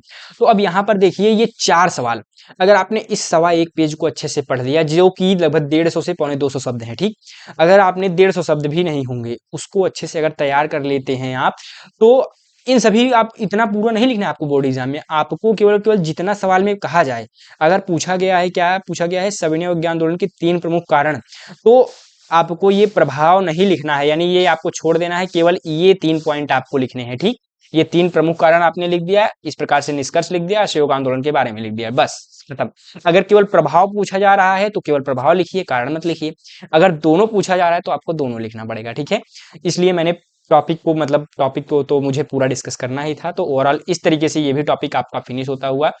अब बिना किसी देरी के आइए नेक्स्ट टॉपिक, तीसरे टॉपिक पर चलते हैं। अपने इंपॉर्टेंट टॉपिक है वो भी, उसको भी आप देखिए। टॉपिक 3 इंपॉर्टेंट टॉपिक है, क्योंकि यहाँ पर जो है हम प्रमुख सत्याग्रह के बारे में डिस्कस करने वाले हैं, या प्रमुख आंदोलन के बारे में। तो प्रमुख आंदोलन 3-4 आंदोलन है, जैसा कि मैंने शुरू में 2 आंदोलन आपको दिखा ही दिए, सविनय अवज्ञा आंदोलन और असहयोग आंदोलन, इंपॉर्टेंट थे वो भी। अब यहाँ पर हम बाकी के सभी आंदोलन के बारे में डिस्कस करेंगे एक एक करके। तो आइए किस प्रकार से इस टॉपिक से सवाल पूछे गए हैं, पहले उसको देखते हैं। सत्याग्रह का क्या अभिप्राय है, पहले आप यह बताइए। सत्याग्रह के संबंध में महात्मा गांधी के विचार क्या थे, आपको यह भी बताना है। महात्मा गांधी द्वारा चलाए गए 3 सत्याग्रह आंदोलन का विश्लेषण कीजिए। ठीक, तो प्रमुख सत्याग्रह आंदोलन, महात्मा गांधी जी के सत्याग्रह पर एक निबंध का मतलब ये है कि जो भी प्रमुख सत्याग्रह थे उनके पॉइंट आपको बनाना है। असहयोग आंदोलन, सविनय अवज्ञा आंदोलन और भी जो भी आंदोलन हुए हैं, दांडी यात्रा, ये सारी चीजें आपको लिखनी है। ठीक, नमक सत्याग्रह क्यों प्रारंभ किया गया, उसका संक्षिप्त विवरण भी आपको देना है। नमक सत्याग्रह से आप क्या समझते हैं, इसके बारे में भी बताना है। तो ओवरऑल आइए टॉपिक को डिस्कस करते हैं बिना किसी देरी के। तो सत्याग्रह, इसका पहले तात्पर्य क्या है, अर्थ क्या है, इसके बारे में आइए जानते हैं। तो सत्याग्रह 2 शब्दों से मिलकर के बना है, जैसा कि आप देख सकते हैं, सत्य प्लस आग्रह। ये संस्कृत का जो है अकाशवर्णी दीर्घ से दीर्घ संधि है इसमें, सत्य प्लस आग्रह। ठीक है, उसके बाद अर्थात सत्य के लिए दृढ़ आग्रह करना, और सत्याग्रह अन्याय, अत्याचार और असत्य के विरुद्ध अहिंसक संघर्ष की एक पद्धति है। इस प्रकार से ये सत्याग्रह का तात्पर्य है। मैंने यहाँ पर एक चीज अभी मैंने आपको बताया दीर्घ संधि के बारे में, उससे मुझे याद आया कि मेरा जो एक मेन चैनल है 0 to ज्यादा का, उस पर मैं संस्कृत के इंपॉर्टेंट क्वेश्चंस के सॉल्यूशन अच्छे से डिस्कस कर रहा हूँ। अगर आपकी संस्कृत की तैयारी बिल्कुल भी नहीं हुई है तो मैंने उसको भी 10 से 12 वीडियोज में संस्कृत को पूरा फिनिश कराया हुआ है, उसमें भी आप 70 में 70 ला सकते हैं। तो उस टॉपिक को जाइए, जल्दी से पढ़िए, तैयारी कीजिए और बोर्ड एग्जाम में अच्छे से अच्छा स्कोर लेकर के आइए। ठीक है, तो उस चैनल पर आप जाकर के देख सकते हैं। पहले आप इसको पढ़िए, महात्मा गांधी जी के अनुसार सत्याग्रह। ठीक, तो उनका मानना था कि सत्याग्रह का आधार सत्य और अहिंसा है। क्या है? सत्य और अहिंसा। दूसरा पॉइंट क्या है? अन्याय का विरोध हिंसा से नहीं बल्कि प्रेम, धैर्य और आत्म बलिदान से होना चाहिए। तीसरा पॉइंट क्या है, सत्याग्रही को कष्ट सहना चाहिए परंतु दूसरों को कष्ट नहीं देना चाहिए, जिसको हम अहिंसा कहते हैं, ठीक है। उसके बाद गांधी जी द्वारा चलाए गए 3 प्रमुख सत्याग्रह आंदोलन या गांधी जी द्वारा चलाए गए आंदोलनों पर हमें निबंध लिखना है, तो वही हम आइए करते हैं। तो चंपारण सत्याग्रह, 2-2 3-3 पॉइंट्स लिखने हैं, ज्यादा नहीं लिखना है, वैसे भी बहुत ज्यादा हो जाएगा। 3-3 पॉइंट्स लिखते हो लगभग 3 आंदोलन है, 9-10 पॉइंट हो जाएंगे, तो उसको याद भी तो करना है, ये नहीं कि केवल लिखते चले गए। तो चंपारण सत्याग्रह 1917 ईस्वी में हुआ, ये पॉइंट आपको पता होना चाहिए, बहुविकल्पीय प्रश्न में आ सकता है। उसके बाद यह भारत का पहला सत्याग्रह आंदोलन था। इसमें नील की जबरन खेती के विरोध में आंदोलन हुआ, ठीक है, नील की खेती के लिए जबरन। तो ये चंपारण किससे संबंधित है, नील की खेती के लिए, ये आपको पता होना चाहिए। परिणाम स्वरूप किसानों को शोषण से मुक्ति मिली, तो ओवरऑल इस तरीके से आपको लिख देना है। अब खेड़ा सत्याग्रह पर आते हैं। तो खेड़ा सत्याग्रह पर आते हैं ये अहमदाबाद में हुआ था मोस्ट प्रोबेबली, और खेड़ा सत्याग्रह खेड़ा जिले में हुआ था। गुजरात में दोनों ही सत्याग्रह हुए थे। 1918 में खेड़ा गुजरात के किसानों ने फसल नष्ट होने पर भी ब्रिटिशों के द्वारा लगान वसूली करने का विरोध किया। सरदार वल्लभ भाई पटेल ने भी इसमें महत्वपूर्ण भूमिका निभाई। तो किन्होंने इनमें महत्वपूर्ण भूमिका निभाई, गांधी जी के साथ सरदार वल्लभ भाई पटेल जी ने भी महत्वपूर्ण भूमिका निभाई। अंततः ब्रिटिश सरकार को लगान माफ करना पड़ा, ठीक है। तो ये 3 पॉइंट्स आपको पता होने चाहिए खेड़ा सत्याग्रह के बारे में। तो अहमदाबाद मिल सत्याग्रह, मिल मजदूर सत्याग्रह, तो अहमदाबाद में आते हैं, क्या है, इस सत्याग्रह को मजदूरों के वेतन बढ़ाने के लिए आरंभ किया गया। 1918 ईस्वी में गांधी जी ने अहमदाबाद के मजदूरों की मांग के लिए आमरण अनशन उपवास प्रारंभ किया। हड़ताल के चौथे दिन मिल मालिकों ने उनकी मांगों को स्वीकार कर लिया और उनकी मांग समाप्त हो गई। इस प्रकार से जो है अहमदाबाद मिल मजदूर सत्याग्रह हुआ। तो ये 3 प्रमुख सत्याग्रह हो गए। अब एक सवाल इस प्रकार से भी पूछा गया था, क्या नमक सत्याग्रह क्यों प्रारंभ किया गया, उसका विवरण दीजिए। तो आप इसमें इसको हटा करके ये भी लिख सकते थे, लेकिन मैंने यहाँ पर एक जो है क्या किया कि मैंने इसको अलग से रख दिया, क्योंकि एक्स्ट्रा नॉलेज आपको मिल जाए ताकि, ठीक। नमक सत्याग्रह कारण क्या है, अंग्रेजों ने नमक पर क्या लगा दिया, टैक्स लगा दिया, ठीक। उसके बाद भारतीयों को नमक बनाने की अनुमति नहीं थी, टैक्स भी लगाया और नमक भी मत बनाइए, इंडियन कोई भी नमक नहीं बनाएगा, ठीक। और उसके बाद तीसरा कहा था, ये कानून गरीबों के लिए अत्यंत कष्टदायक था, इस कारण से जो है नमक सत्याग्रह प्रारंभ करना पड़ा। तो संक्षिप्त विवरण भी देना था, तो आइए संक्षिप्त विवरण भी दे देते हैं और परिणाम भी लिख देते हैं। तो संक्षिप्त विवरण, गांधी जी ने 12 मार्च 1930 को साबरमती आश्रम से दांडी यात्रा प्रारंभ की। कौन सी यात्रा प्रारंभ की, दांडी यात्रा। दांडी यात्रा, नमक कर, ये तीनों अभी मतलब ये दोनों एक से संबंधित हैं एक दूसरे से। तो 1930 12 मार्च को प्रारंभ हुई, 24 दिनों में लगभग 240 किलोमीटर की यात्रा की, ठीक। 6 अप्रैल 1930 को समुद्र तट पर नमक बनाकर कानून तोड़ा। परिणाम स्वरूप, परिणाम क्या हुआ, यह आंदोलन पूरे देश में फैल गया और स्वतंत्रता संग्राम को नई दिशा मिली। तो ओवरऑल इस तरीके से क्वेश्चंस मैंने डिस्कस कर दिया, और यहाँ पर इसको जूम आउट करके मैं आपको एक सेकेंड, तो ओवरऑल मैं जूम आउट करके इसको मैं आपको दिखा देना चाहता हूँ। तो हाँ, तो समझ लीजिए कि 2 पेज में ये पूरा का पूरा 4 के चारों सवाल आप केवल इन 2 पेज को याद करके कर सकते हो, ठीक। इतने कंप्रेस वे में, इतने डिटेल्ड भी कह सकते हो, ठीक है, डिटेल्ड भी है और बहुत ही कंसाइज वे में इन सभी क्वेश्चंस के आंसर मैंने लिखे हुए हैं। तो इसको एनालिसिस करने में मेरे बहुत टाइम लगा हुआ है, लगभग 3-4 महीने, जैसा कि मैंने आपको पहले भी बताया। तो मेहनत लगा हुआ है, इसका फल तभी मिलेगा जब आपके रिजल्ट में अच्छे, आपके बोर्ड एग्जाम में अच्छे नंबर आएंगे, ठीक है। तो उसके लिए आप अच्छे से मेहनत करिए और टॉप 10, टॉप 2, टॉप 5 में रैंक लाइए, टॉप 3 में लाइए, 1 स्टेट रैंक टॉप कीजिए, अपने स्कूल में पहला स्थान लाइए, जिले में पहला स्थान लाइए, तब मजा आए, उसमें मजा है मेरे भाई, ठीक है। तो यहाँ पर ये टॉपिक फिनिश होता हुआ और साथ ही साथ ये चैप्टर भी फिनिश होता हुआ। अब आइए तीसरे चैप्टर बात पर आते हैं। उसके बाद के चैप्टर्स जो है छोटे हैं, टॉपिक्स भी कम मैंने रखा हुआ है, क्योंकि वो चैप्टर्स उतना इंपॉर्टेंट नहीं है जितना कि पहले और दूसरे चैप्टर। तो उस चैप्टर को कम से कम समय में खत्म करने का मैं प्रयास करूंगा, ताकि आप भी जो है इस चैप्टर को अच्छे से रेडी कर पाओ और बोर्ड एग्जाम में अच्छे से अच्छा अंक प्राप्त कर सको, ठीक। तो आइए तीसरे चैप्टर पर चलते हैं। तो तीसरा चैप्टर, भूमंडलीकृत विश्व का बनना, एक आसान और इम्पोर्टेंट चैप्टर है, क्योंकि बोर्ड एग्जाम में यहाँ से भी सवाल आते हैं, ठीक है। तो इसलिए मैं इसको इम्पोर्टेंट चैप्टर भी कहूंगा। सभी चैप्टर इम्पोर्टेंट हैं, सभी क्वेश्चंस इम्पोर्टेंट हैं, आपके बोर्ड एग्जाम में आने लायक क्वेश्चंस हैं, कोई भी क्वेश्चन आपको छोड़ना नहीं है। मैं कम से कम चीजें रखा हूँ इसमें, ठीक है, ताकि आप अच्छे से कम टाइम में रिवाइज करके कम बैक कर सके अपने बोर्ड एग्जाम में, इसीलिए मैंने इसका सीरीज का नाम रखा है कम बैक सीरीज। तो टॉपिक 1, महामंदी। इस टॉपिक से बहुत ही सवाल पूछे गए हैं, ढेरों सवाल, केवल इस एक नाम से, महामंदी क्या है, महामंदी के कारण प्रभाव, भारत पर महामंदी का क्या असर पड़ा, इस तरीके से क्वेश्चंस आए हुए हैं। आइए उसको एक एक करके डिस्कस करते हैं। तो प्रथम विश्व युद्ध के पश्चात होने वाली आर्थिक महामंदी के कारणों की समीक्षा करें। विश्व आर्थिक महामंदी के किन्हीं 3 कारणों का उल्लेख करें। महामंदी का क्या आशय है, इसके 2 कारण बताना है, इसके प्रभाव भी दीजिए। प्रथम विश्व युद्ध, इतना भाई लंबा क्वेश्चन, प्रथम विश्व युद्ध के पश्चात होने वाली आर्थिक महामंदी का भारत पर क्या प्रभाव पड़ा, भारत की आर्थिक और राजनीतिक स्थिति पर प्रथम विश्व युद्ध के प्रभावों का विश्लेषण करना है। तो आइए इन सभी चीज़ों को डिस्कस करते हैं फटाफट से और इस टॉपिक को एकदम से मक्खन करते हैं। तो चलिए आंसर पर आते हैं। महामंदी का अर्थ, आसान चैप्टर, आसान टॉपिक, तो इसको महामंदी के अर्थ को पहले हम समझते हैं। ठीक, कोई भी टॉपिक हो उसके पहले अर्थ को जानना जरूरी होता है, आखिर ये शब्द है क्या। आप पहली बार सुन रहे होंगे, जो भी नए स्टूडेंट होंगे जो रिवीजन कर रहे होंगे, रिवीजन कर लीजिए। जब काफी लंबे समय तक उत्पादन, व्यापार और रोजगार में भारी गिरावट आ जाती है तो यह स्थिति ही महामंदी कहलाती है। 15 से 20 शब्द हैं मात्र, उसको आप कैसे लिख सकते हैं, जब काफी लंबे समय तक उत्पादन, व्यापार और रोजगार में भारी गिरावट आती है तो यही स्थिति क्या कहलाती है, महामंदी। महामंदी के कारण, इसके प्रमुख कारण निम्नवत हैं, जैसा कि इस सवाल में पूछा गया है। तो मैंने 6 कारण लिखे हैं, क्योंकि लॉन्ग में क्वेश्चंस आ सकते हैं इससे, इसलिए मैंने 6 कारण लिखे हैं। 6 नंबर में पूछा जाएगा, 6 पॉइंट, एक एक नंबर करके 6 पॉइंट मिल जाएंगे। पहला पॉइंट है अति उत्पादन, उत्पादन अधिक और मांग कम हो गई है। ठीक, बेरोजगारी है, युद्ध के बाद लाखों लोग बेरोजगार हो गए।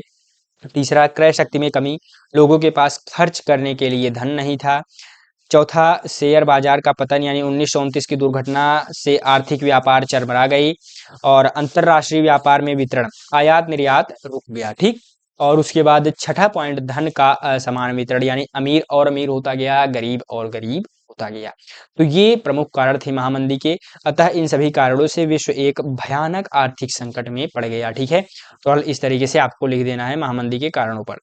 अब महामंदी के प्रभाव पर आते हैं। मैंने प्रभाव को 5 पॉइंट्स में यहाँ पर डिस्कस किया है, आप देख सकते हैं। तो पहला पॉइंट है उद्योगों और व्यापार का बंद होना, बेरोजगारी में बढ़ोतरी हो गई। ठीक है, गरीबी में वृद्धि हो गई। विश्व युद्ध, जो भी विश्व युद्ध हुआ था, पहला विश्व युद्ध, उसके बाद बेरोजगारी बढ़ेगी। ठीक, और व्यापार भी बंद हो जाएंगे एक दूसरे देश से। ठीक है, आयात निर्यात बंद हो जाएगा, सामाजिक असंतोष फैल जाएगा, द्वितीय विश्व युद्ध की सुगंध आने या गंध आने लगी, सुगंध क्या कह सकते, तो गंध आने लगी द्वितीय विश्व युद्ध की। तो ओवरऑल ये जो है महामंदी के प्रमुख प्रभाव थे। ठीक है, तो ओवरऑल यहाँ पर जो है हमने कारण और प्रभाव को डिस्कस कर लिया। अब इसका भारत के जो है, या भारत पर प्रथम विश्व युद्ध हुआ, महामंदी का क्या प्रभाव पड़ा, ये भी सवाल पूछा गया है। आप देख सकते हैं चौथा वाला यही सवाल है, तो भारत वाले से रिलेटेड है। तो इस पर आइए डिस्कस करते हैं चौथे पॉइंट सवाल को। ठीक, तो क्या है आर्थिक प्रभाव, आर्थिक प्रभाव में क्या है, आर्थिक और राजनीतिक दोनों बताना है। तो आर्थिक प्रभाव किस प्रकार से थे, कृषि उत्पादों के दाम गिर गए जिससे किसानों की स्थिति खराब हो गई। ठीक,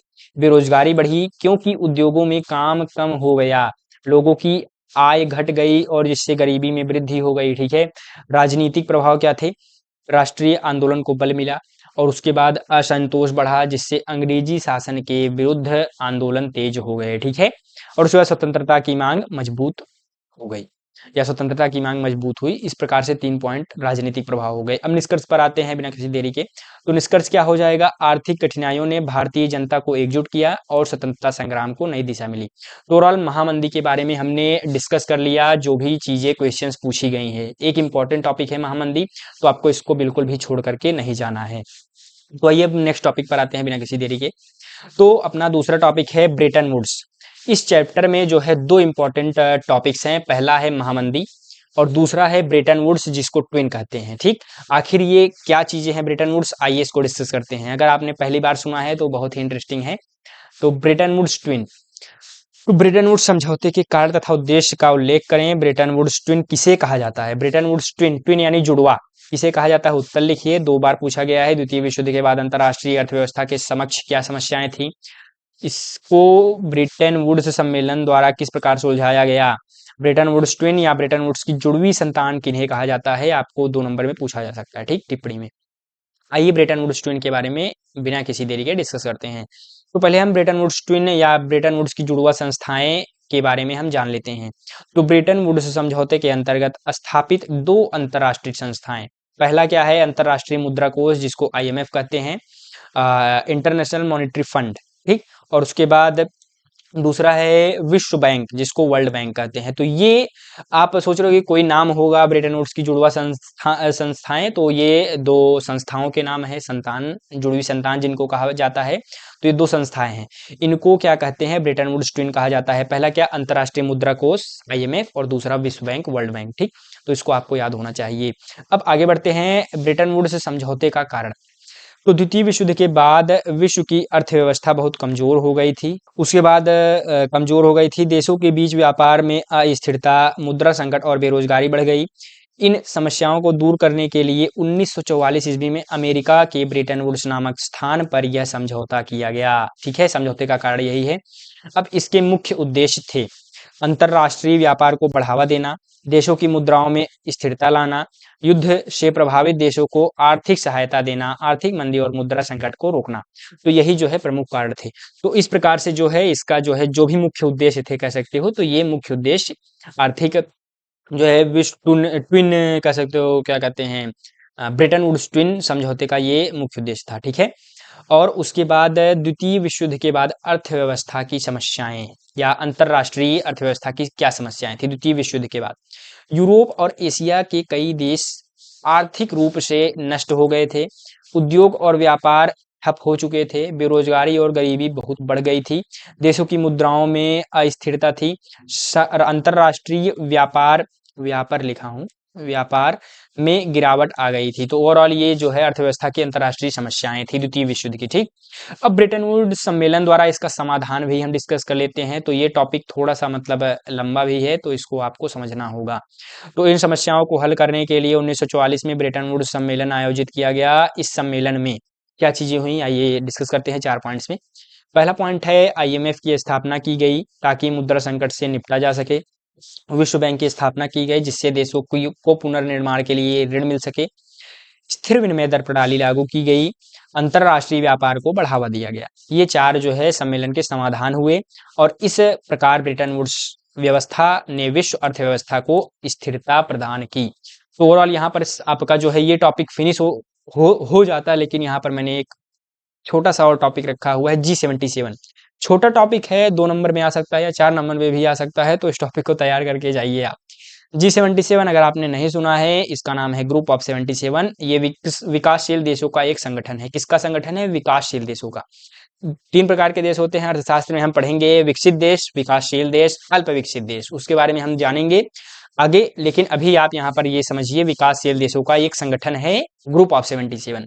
इसकी स्थापना 1964 ईस्वी में संयुक्त राष्ट्र के व्यापार एवं विकास सम्मेलन, जिसको UNCTAD के दौरान की गई थी।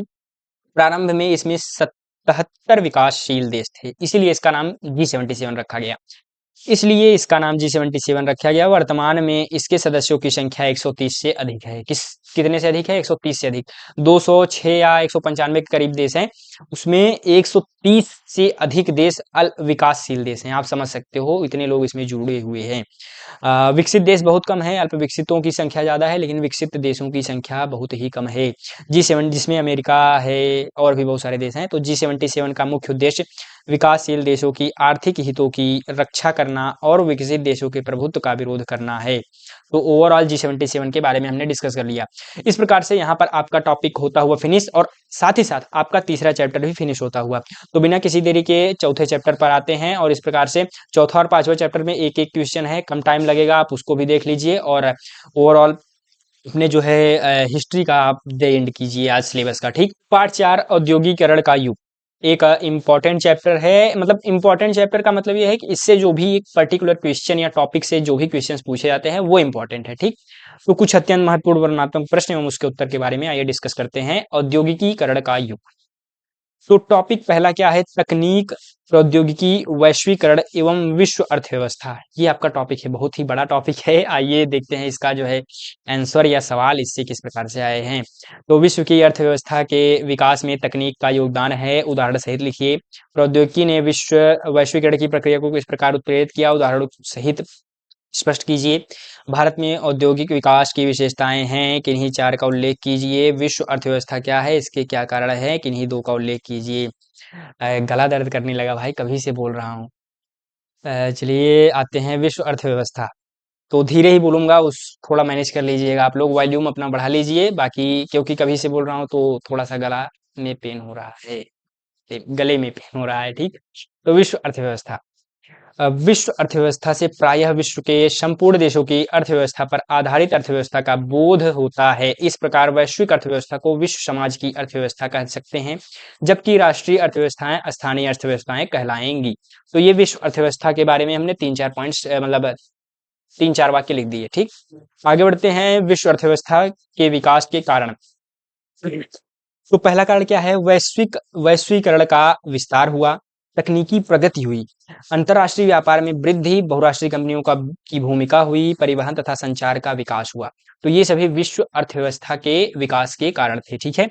आगे बढ़ते हैं तकनीक का विश्व अर्थव्यवस्था में महत्वपूर्ण योगदान। जैसा कि हमने तकनीक के बारे में भी नाम टॉपिक में देखा था, तो तकनीक क्या है?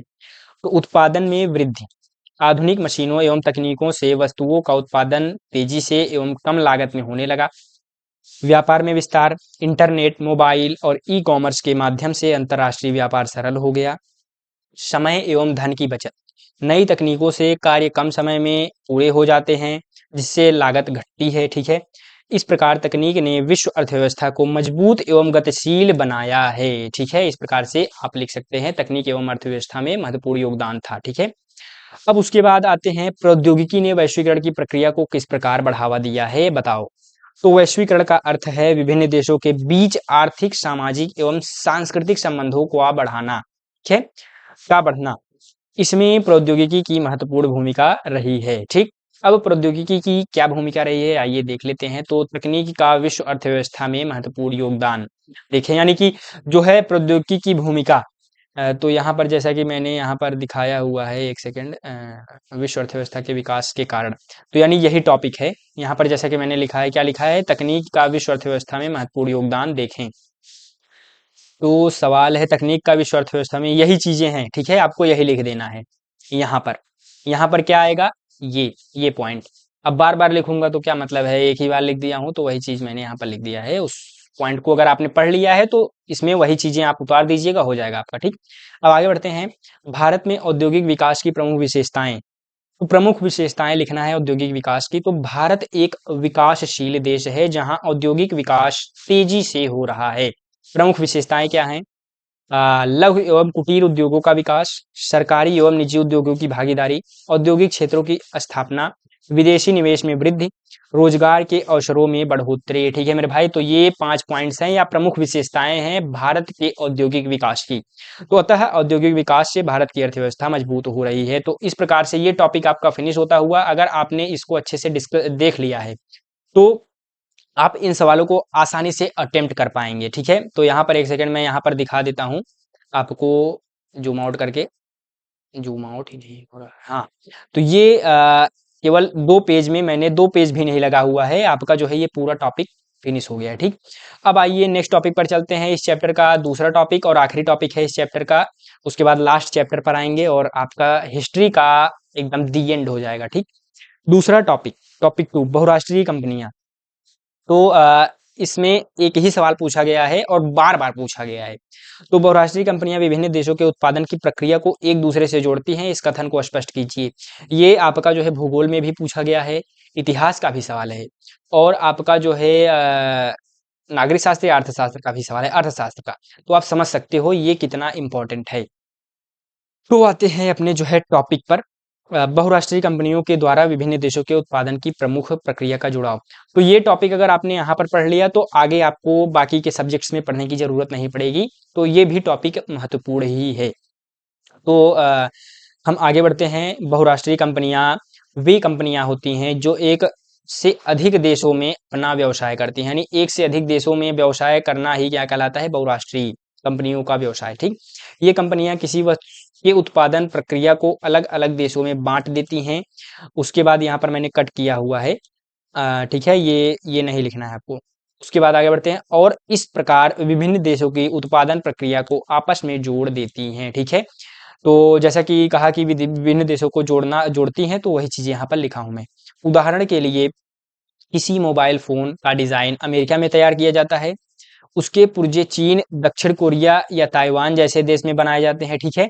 आप समझ सकते हैं मोबाइल फ़ोन का जो डिज़ाइन होता है अमेरिका में होता है, इसके जो पुर्जे होते हैं वो चीन, दक्षिण कोरिया, ताइवान में, और उसके बाद जबकि उसका अंतिम संयोजन भारत या वियतनाम में किया जाता है, ठीक है। इसके बाद वही उत्पाद देश के विभिन्न देशों में बेचा जाता है, ठीक। अतः इस प्रकार इस प्रक्रिया से अलग-अलग देशों की उत्पादन गतिविधियां एक दूसरे पर निर्भर हो जाती हैं। इसलिए कहा जाता है कि बहुराष्ट्रीय कंपनियां विभिन्न देशों की उत्पादन प्रक्रिया को एक दूसरे से जोड़ती हैं, ठीक है। तो इस प्रकार से आपका ये भी टॉपिक फिनिश हो जाएगा मात्र और मात्र पौने पेज में। पौने पेज का मतलब कि लगभग 75% में आपका जो है फिनिश हो जाएगा, ठीक। तो इस प्रकार से ये बहुराष्ट्रीय कंपनियों के बारे में हमने डिस्कस कर लिया। तो अब आइए आखिरी चैप्टर, पांचवा चैप्टर मुद्रण संस्कृति और आधुनिक विश्व पर आते हैं। इसमें केवल एक ही टॉपिक है और उसके बाद ये आपका पूरा का पूरा हिस्ट्री दी एंड हो जाएगा, ठीक है। हालांकि स्टार्टिंग में टाइम लगा, मैं मानता हूँ, क्योंकि सवाल भी पूछे गए हैं। तो भाई ऐसा नहीं कि बस एक सीरीज मैंने ला दिए, कम बैक सीरीज 2 सवाल करा दिए हो गया, ऐसा नहीं। जब भाई सवाल आए हैं, अगर जब तक आप पढ़ोगे नहीं, मेहनत नहीं करोगे तो अंक नहीं आएंगे, ठीक। इसलिए आपने अगर यहाँ तक वीडियो में आप आए हो तो मतलब वाकई में मेहनती स्टूडेंट हो, ठीक है। तो मुद्रण संस्कृत और आधुनिक विश्व पर आते हैं। टॉपिक 1 मुद्रण संस्कृत, इसी पर मतलब इसी चैप्टर पर ही टॉपिक है आपका। तो इसके बारे में हम आइए जान लेते हैं। तो सवाल किस प्रकार से आया है, मुद्रण संस्कृत क्या है, इसमें चीन की क्या भूमिका है, मुद्रण संस्कृत क्या है, इसका फ्रांस की सीसी क्रांति के पर फ्रांस की क्रांति पर क्या प्रभाव पड़ा, मुद्रण संस्कृत ने भारतीय राष्ट्रवाद के विकास में क्या मदद की, मुद्रण संस्कृत का भारतीय महिलाओं पर क्या प्रभाव पड़ा। इस प्रकार से सवाल पूछे गए हैं। तो सबसे पहले हम मुद्रण संस्कृत आखिर है क्या, इसके बारे में जानते हैं। मुद्रण संस्कृति, मुद्रण संस्कृति का अर्थ उस व्यवस्था से है जिसमें छपाई या प्रिंटिंग के माध्यम से पुस्तकों, समाचार पत्रों, पत्रिकाओं और पर्चों का बड़े पैमाने पर प्रकाशन किया जाता है, ठीक है। तथा इसके द्वारा ज्ञान, विचार और सूचनाएं समाज में व्यापक रूप से फैलती हैं। अतः छपाई के माध्यम से विचारों और ज्ञान के प्रसार की व्यवस्था को मुद्रण संस्कृति कहते हैं, ठीक है। एक सेकेंड, व्यवस्था को मुद्रण संस्कृति कहते हैं। तो क्या कह सकते हैं, छपाई के माध्यम से विचारों और ज्ञान के प्रसार की व्यवस्था को क्या कहते हैं, मुद्रण संस्कृत कहते हैं। मुद्रण संस्कृत में चीन की भूमिका, और यहाँ पर चीन की भूमिका 4 पॉइंट्स में, 3 पॉइंट्स में मैंने डिस्कस किया हुआ है। तो मुद्रण संस्कृत की शुरुआत सबसे पहले कहाँ हुई, चीन में हुई। चीन में लकड़ी के ब्लॉक द्वारा छपाई की जाती थी। बौद्ध ग्रंथों को छापकर आम लोगों तक पहुंचाया गया। बाद में यह तकनीक कोरिया और जापान में पहुंची, ठीक। इस प्रकार चीन ने मुद्रण संस्कृत की नींव रखी। आगे बढ़ते हैं, लास्ट पॉइंट पर आते हैं, फ्रांस की क्रांति पर मुद्रण संस्कृत का प्रभाव। तो मुद्रण संस्कृत ने फ्रांस की क्रांति 1789 में महत्वपूर्ण भूमिका निभाई। पुस्तकों और पर्चों ने निरंकुश शासन की आलोचना की। स्वतंत्रता, समानता और बंधुत्व के विचार जनता तक पहुंचे। दार्शनिकों जैसे रूसो और वोल्टेयर के विचारों का प्रसार हुआ। इससे जनता में क्रांतिकारी चेतना उत्पन्न हुई। तो ये फ्रांस की क्रांति पर मुद्रण संस्कृत का प्रभाव पड़ा, ठीक। इस प्रकार से आगे बढ़ते हैं। एक सवाल ये भी पूछा गया है, भारतीय राष्ट्रवाद के विकास में मुद्रण संस्कृत की भूमिका आपको बतानी है। तो भारत में मुद्रण संस्कृत ने राष्ट्रवाद के विकास में अहम योगदान दिया है। पहला पॉइंट क्या है, अखबारों और पत्रिकाओं ने अंग्रेजी शासन की नीतियों की आलोचना की। राष्ट्रीय नेताओं के विचार जनता तक पहुंचे। हिंदी, उर्दू, बंगाली आदि भाषाओं में साहित्य प्रकाशित हुआ, ठीक है, इन भाषाओं में, ठीक है। और उसके बाद इससे लोगों में राष्ट्रीय एकता और स्वतंत्रता की भावना जागृत हुई। तो भारतीय राष्ट्रवाद के विकास में मुद्रण संस्कृति इस प्रकार से भूमिका है, ठीक। अब उसके बाद आगे बढ़ते हैं, भारतीय महिलाओं का मुद्रण संस्कृत पर प्रभाव। तो मुद्रण संस्कृत से भारत महिलाओं की स्थिति में सुधार हुआ। तो क्या प्रभाव पड़ा, अभी हम फिर से इसको मैं आपको यहाँ पर बता देना चाहता हूँ। तो मुद्रण संस्कृत की महिलाओं की स्थिति में जो है बहुत ही सुधार हुआ। महिलाओं की शिक्षा पर जोर बढ़ा। महिला पत्रिकाओं ने सामाजिक कुरीतियों के खिलाफ आवाज उठाई। महिलाओं को अपने अधिकारों का ज्ञान हुआ। निष्कर्ष क्या हुआ, मुद्रण संस्कृत ने समाज में शिक्षा, जागरूकता, स्वतंत्रता, समानता के विचारों को फैलाने में महत्वपूर्ण भूमिका निभाई। इसने विश्व तथा भारत के देशों में सामाजिक और राजनीतिक परिवर्तन को गति दी, ठीक है। तो इस प्रकार से मुद्रण संस्कृति का जो है भारतीय महिलाओं पर प्रभाव पड़ा, ठीक। अब एक आखिरी टॉपिक है, एक टॉपिक एक्स्ट्रा है, तो गुटेनबर्ग, इसको आप पढ़ लेंगे तो आपका चैप्टर फिनिश हो जाएगा। गुटेनबर्ग क्या है उसके बारे में आइए जान लेते हैं। तो गुटेनबर्ग का नाम क्यों प्रसिद्ध है, उसने अपनी पहली पुस्तक कौन सी छापी थी, गुटेनबर्ग कौन था, वह क्यों प्रसिद्ध था, मुद्रण के क्षेत्र में उसकी क्या भूमिका थी। आइए फटाफट से डिस्कस करते हैं गुटेनबर्ग की प्रसिद्धि। गुटेनबर्ग एक जर्मन व्यक्ति था जिसका पूरा नाम जोहान्स गुटेनबर्ग था। वह 15वीं शताब्दी में रहता था। किस शताब्दी का था? 15वीं शताब्दी का। गुटेनबर्ग इसलिए प्रसिद्ध था क्योंकि उसने मुद्रण कला को वैज्ञानिक और व्यवहारिक रूप दिया तथा उसने विश्व में छापे खाने प्रिंटिंग प्रेस का आविष्कार किया। किसका आविष्कार किया? प्रिंटिंग प्रेस का। तो गुटेनबर्ग क्यों प्रसिद्ध है? प्रिंटिंग प्रेस के कारण प्रसिद्ध है। ठीक। उसने चल अक्षर मूवेबल टाइप की तकनीक विकसित की जिससे पुस्तकों का बड़े पैमाने पर और कम समय में मुद्रण संभव हो सका। ठीक है। उसके आगे बढ़ते हैं। गुटेनबर्ग द्वारा छापी गई पहली पुस्तक बाइबिल गुटेनबर्ग बाइबिल थी जो लगभग 1455 ईस्वी में प्रकाशित हुई। इस आविष्कार ने ज्ञान के प्रसार को तेज कर दिया और शिक्षा के क्षेत्र में क्रांति ला दी। ठीक है। तो ओवरऑल ये जो है गुटेनबर्ग की प्रसिद्धि के बारे में बात थी। अब मुद्रण के क्षेत्र में भूमिका। तो पहला पॉइंट, चल अक्षरों मूवेबल टाइप की तकनीकी का आविष्कार किया। ठीक है। और पुस्तकों का सस्ता और तेज मुद्रण संभव बनाया। ज्ञान, शिक्षा और विचारों के प्रसार में महत्वपूर्ण योगदान दिया। पुनर्जागरण और आधुनिक युग के विकास में सहायता की। ठीक है। अतः इस प्रकार गुटेनबर्ग ने मुद्रण संस्कृति के क्षेत्र में क्रांतिकारी परिवर्तन लाकर मानव समाज को एक नई दिशा दी। तो ओवरऑल ये भी टॉपिक आपका फिनिश होता हुआ और यहाँ पर आखिरी टॉपिक है, ये आखिरी है, सच में ये आखिरी टॉपिक है, छापे खाने प्रिंटिंग प्रेस।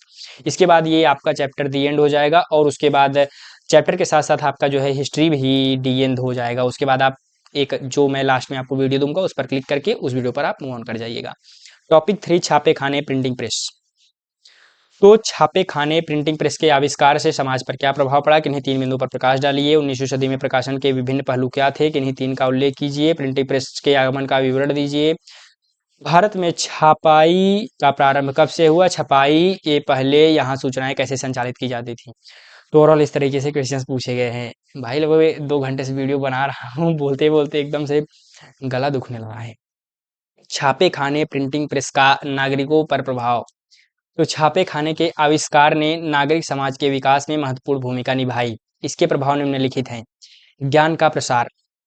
पुस्तकों, अखबारों और पत्रिकाओं के माध्यम से ज्ञान आम जनता तक पहुंचने लगा। ठीक। दूसरा पॉइंट, जनमत का निर्माण। लोग सामाजिक, राजनीतिक और धार्मिक विषयों पर अपने विचार व्यक्त करने लगे जिससे जनमत तैयार हुआ। ठीक है। उसके बाद लोकतंत्र का विकास। जनता में जागरूकता बढ़ी और स्वतंत्रता, समानता तथा अधिकारों की भावना मजबूत हुई। और इस प्रकार से जो है हमने पॉइंट्स को लिख दिया। इस पॉइंट को लिखा छापे खाने के बारे में का नागरिकों पर क्या प्रभाव पड़ा। तो ये कुछ इस प्रकार से प्रभाव पड़ा। अब एक प्रश्न क्या है, 19वीं सदी में प्रकाशन के पहलू क्या थे? 3 का उल्लेख करना है। 19वीं सदी में प्रकाशन के क्षेत्र में कई महत्वपूर्ण परिवर्तन हुए। तो यहाँ पर परिवर्तन के बारे में आइए जान लेते हैं। सस्ती पुस्तकों का प्रकाशन हुआ। मशीनों के प्रयोग से किताबें सस्ती और अधिक संख्या में छपने लगी। ठीक है। अखबारों और पत्र पत्रिकाओं का विकास हुआ। समाचार पत्रों ने जनता को राष्ट्रीय व अंतर्राष्ट्रीय घटनाओं से जोड़ा। ठीक है। शिक्षा का प्रसार। पाठ्य पुस्तकों की उपलब्धता से शिक्षा का प्रसार हुआ और साक्षरता बढ़ी। ठीक है। पाठ्य पुस्तक हुए। पुस्तक जब आएंगे उससे जो है आदमी पढ़ेगा, जैसे हम लोग ही पढ़ रहे हैं, बुक पढ़ रहे हैं, जिससे क्या हो रहा है? साक्षरता दर बढ़ रही है। तो ओवरऑल इस प्रकार से ये टॉपिक हो गया। और यहाँ पर लास्ट जो है प्रश्न पूछा गया था कि भारत में छपाई का प्रारंभ कब हुआ? छपाई के पहले यहाँ सूचनाएं किस प्रकार से संचालित की जाती थी? तो भारत में छपाई का प्रारंभ 16वीं शताब्दी में हुआ। छपाई से पहले सूचना के साधन, मौखिक परंपरा, जिसमें कथावाचक, भाट और साधु संदेशों को मौखिक रूप से फैलाते थे। ठीक है। ये बहुत पुराने समय की बात है। हस्तलिखित पांडुलिपियां या मतलब प्रिंटिंग प्रेस के पहले की बात कह सकते हो।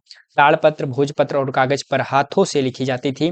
घोषणा प्रणाली, छोल नहीं, ढोल नगाड़ों द्वारा राजा या प्रशासन की सूचनाएं दी जाती थी। ठीक है।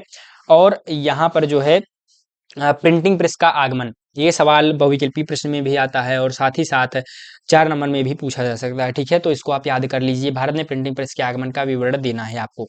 तो भारत में प्रिंटिंग प्रेस का आगमन यूरोपियनों के माध्यम से हुआ।